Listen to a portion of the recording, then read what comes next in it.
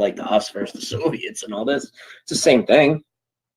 Oh, the Soviets hacked Trump's election. Remember that shit?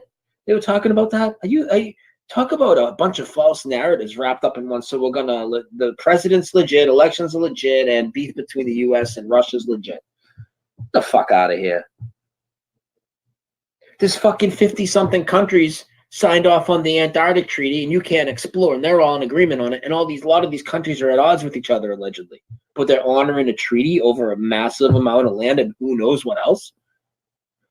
Some of the original countries on it, like Russia and the US, they're always said to be at odds. They got people living on the same space stations and shit.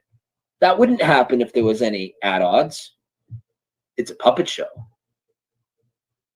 We're all in it. But here's the thing. There are some things you can do.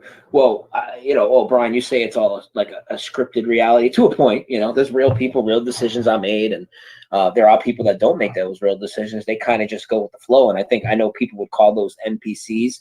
I don't think that they're like soulless people or whatever, but I do just think they're that heavily brainwashed and indoctrinated. They just go with the flow, and we're allowed to make our own choices. We make conscious decisions. We rationalize, we do critical thought, these types of things. So if this is how I like to look at it, as kind of like God's Choose Your Own Adventure book. You know what I mean? If you ever read those when you were a kid, and if not, I'll explain them real quick. It was a book you would get around the same time I would get the Berenstain Bears books, right? Those book clubs in school.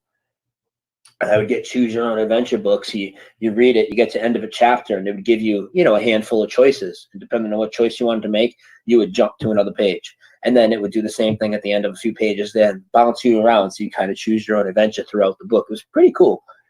And I kind of look at this reality like that. Like, this is God's Choose Your Own Adventure book.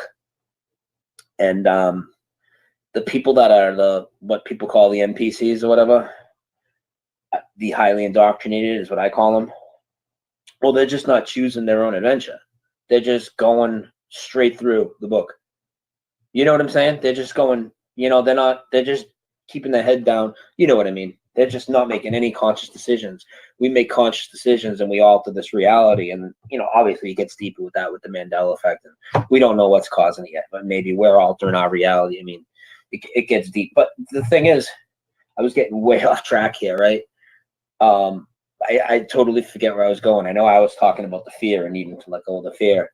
And if you're recognizing you're in the matrix and they're still controlling you with the fear and the division, well, you're not ever getting out of here.